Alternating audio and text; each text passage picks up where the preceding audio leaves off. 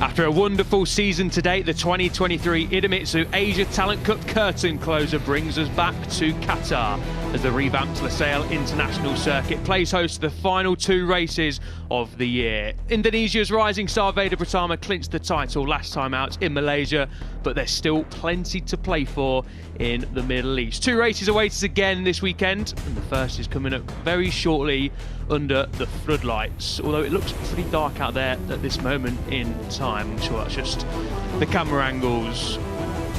Thought we were going to get some highlights from Friday's action, but looks like we're not. Veda Pratama once again topping the session yesterday, and as I mentioned, in just under 10 minutes time we will get racing underway here for the final round of the season. The Doha skyline you can just about make out in the background there. Stunning views as ever when the floodlights are on here at the Lusail International Circuit. The first time we've been back in Qatar since March 2022.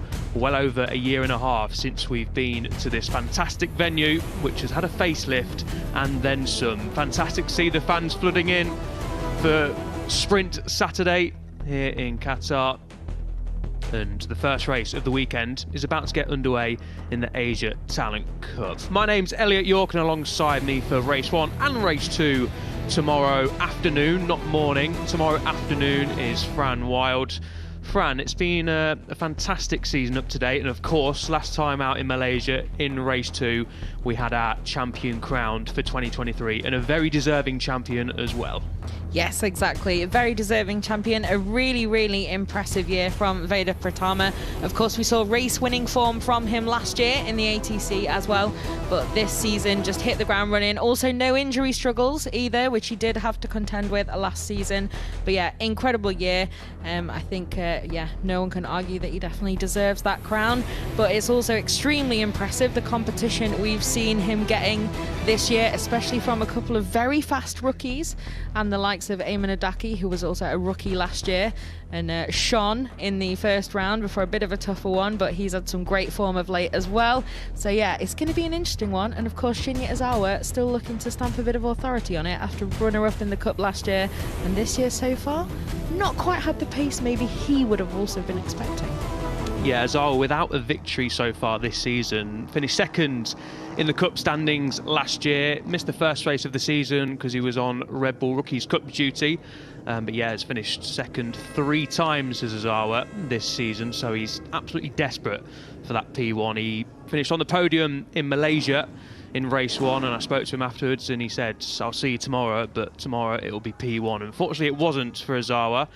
But yes, a race winner here last year. He'll be hoping to repeat that feat once again. As you can see, the number 7 of Veda Pratama lining up on pole position. Confirmation there, your 2023 Idemitsu Asia Talent Cup winner. 7 wins to his name, the young Indonesian, 8 podiums. The only mistake he's made all season long was in fact in race 1 back in Malaysia when he crashed out of the lead on lap 2 in the wet conditions. But what a way to respond in race 2. The pressure was on his shoulders, Fran. He had a commanding lead, a 55-point lead heading into race 2, knowing he had to get the job done. But no matter what your points lead is, the pressure's still there on the young man's shoulders. And even Pecco Bagnaia said in Valencia that he had a commanding lead, and it was the most stressful weekend of his career. So no matter how big your lead is, you still got to get the job comparison done. Absolutely love that comparison.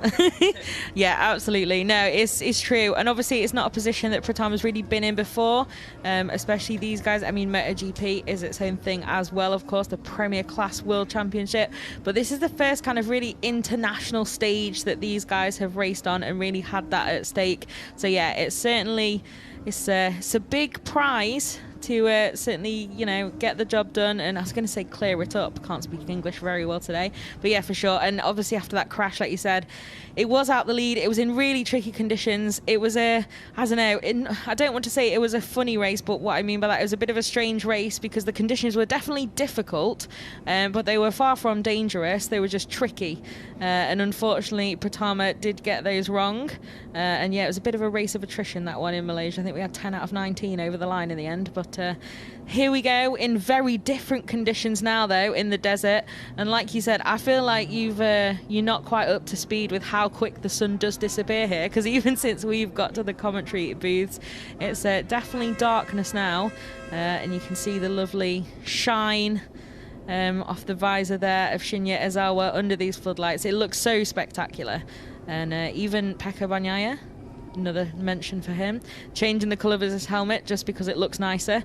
And the liveries of these ATC machines are basically that livery as well, and it does look lovely. Certainly does. The red and white of Pekka Banyai has changed his helmet, and the red and white of the Asia Talent Cup Hondas that these guys will be racing today and tomorrow. Race 2 coming up at 2:35 local time before all the action kicks off tomorrow for race day. Huge race day, of course, on the Grand Prix scene. Here is the Qatari rider Hamed Al Sahoussi. He finished on the podium here last year in race 2. Not had it all his own way this year, though. Qualified down in P13. Al Sahoussi, I think it's safe to say, would have been hoping for a little bit of a better season. Not stood on the podium as of yet, but he'll be hoping to climb the places today and tomorrow to try and at least finish in sort of the top 6 area. Yeah, exactly. Like you said, he has been on the podium here before, obviously home round, so lots and lots that he wants to achieve here, not only on his home turf, but I'm sure in front of lots of friends and family. He's been racing in Europe as well, in the ATC, getting lots of experience, and I think he'll probably, just be a little bit disappointed maybe with some of the results so far this season, and looking to end on a high. And at least it is very much a circuit he'll know. Let's see if he can convert that home knowledge a little bit and move forward in this one. We have seen him do that before as well, and move forward as races go on. But there's some very stiff competition out there today and tomorrow, including Riichi Takahira, who I think will be another one looking to move a little bit forward. As you can see, already a winner in his rookie season. But yeah, it's a very packed grid, isn't it? That top 6 is very, very fast. And then Poetesan as well, taking that dream win on home turf. There's so much to play for with these guys. They're so very quick. Certainly is. A jam-packed front couple of rows. Takahira searching for his first podium since the first round in Malaysia, where he won the first race and finished second in a couple of great battles with the eventual cup winner Pratama.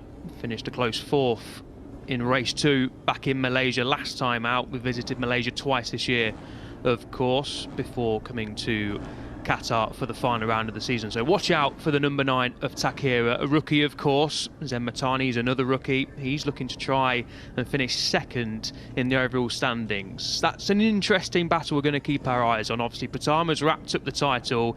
He is uncatchable, but Ayman Adaki currently sits in P2 in the standings, with Poetesan in 3rd, Matani in 4th, and then Ogiwara in 5th and Takahira in 6th. Takahira, an outside chance of finishing second. He's got to hope results go his way and then some. But Adaki, Poetesan and Matani in particular are well in the hunt for P2. If Matani can do it in his rookie season to finish second, that'll be a phenomenal job from Zen Matani, the Japanese youngster. But I think Ayman Adaki comes in as the slight favourite, not only because he is currently sitting in second place, but he's got a win under his belt back in Malaysia last time out, and then 6 of the podiums as well this season. So Ayman Adaki has enjoyed success this year, and if he can wrap up P2 in the overall standings, that'll be a job well done for Adaki. It certainly will. So can hear, I don't know how well people at home watching can hear that lovely little horn to signal we're about to get underway. So here is the grid. So we have on pole position by an incredible margin, do not adjust your set, Veda Pratama. Then we have Ogiwara and Adaki alongside, followed by a row 2 of Izawa, Mitani and Takahira. And then, like I said, a winner already this year, Poetesan in 7th on the grid, alongside Hafi and Singapong after an impressive debut. Then we're on to Melandri, Gading and Razyadan on row 4, and then Al Sahuti, Bin Laden, Dawisi, Chavan, Nicholas, Russo are the next few rows, with Putra rounding out the grid today for these races here in Qatar. So, sorry, I almost cut you by the surprise there, didn't I? No, all good. You all missed good. the best name on the grid of Chessie Melandri.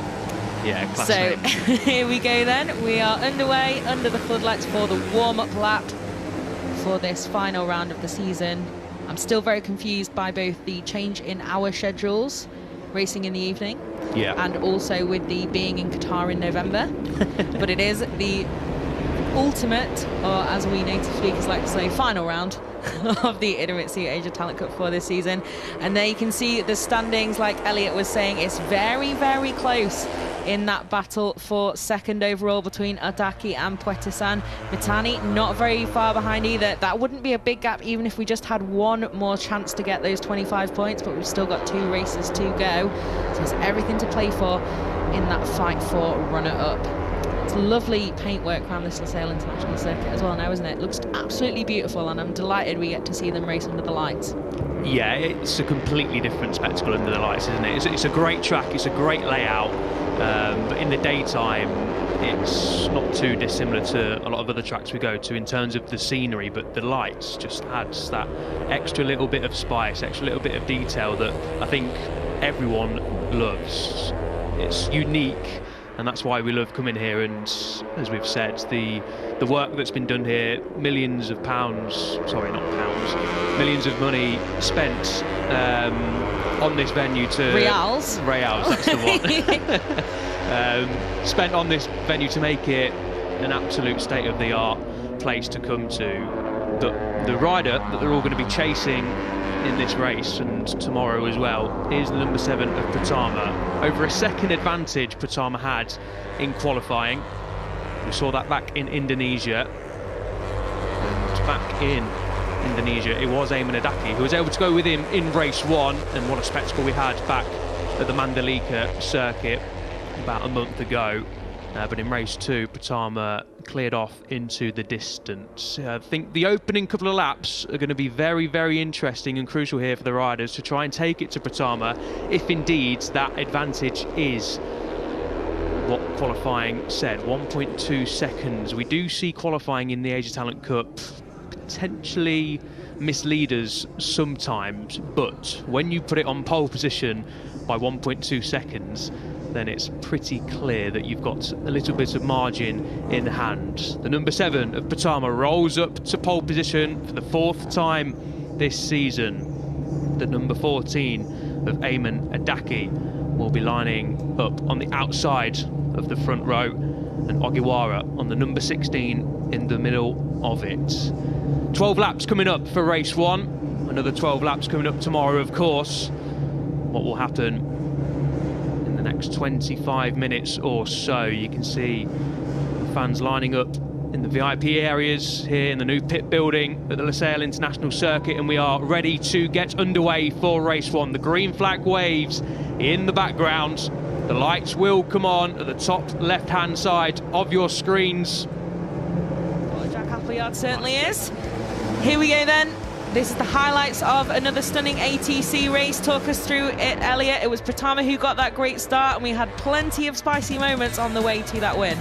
We certainly did. The top 3 quickly became apparent that they were going to be fighting out for victory. Azawa in 4th place couldn't quite keep tabs on this leading trio of Pratama, Adaki and Ogiwara. The lead was changing plenty of times. Turn 1, of course, a popular passing place here at the Lusail International Circuit, and it all came down to the final few laps. Adaki in the lead on the final lap with Pratama and Ogiwara following close by, and this was the last lap, the final corner.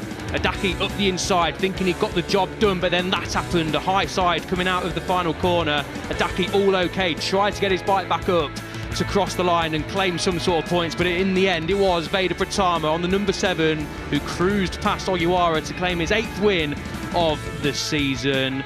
Pratama does it again. The final race of the season is coming up tomorrow. We will see you then. Goodbye for now. I think he might have just been celebrating, Fran, to be honest. I think so. I don't know. He also looked at Ogiwara a little bit more. Here we go then. Here it is. That's what we missed then on the last lap. Odaki slinging at the inside of Pratama. It is indeed. So yeah, so here we go then. This is where we think... So that's Ogiwara taking the lead then earlier on that final lap. And then we're going to see... Eventually, we're going to see the number 14 then. It was a little bit optimistic, wasn't it? Yeah, it was, but he got the job done. I think, Fran, judging from that, he was a little bit offline on the inside, and as we know here, it's a little bit dirty offline, and unfortunately he's probably just had a little bit too much of the rear tyre, obviously trying to get the power down as soon as possible, and it's unfortunately flicked him over the top. As I say, great to see him up on his feet. But, yeah, all riders definitely okay there, but what a bit of a heartbreaker for Adaki then. Like you said, he'd so very nearly got the job done, but no, it was not to be, and he's had some last lap heartbreak already this season, hasn't he? At least he's got one more chance at it tomorrow.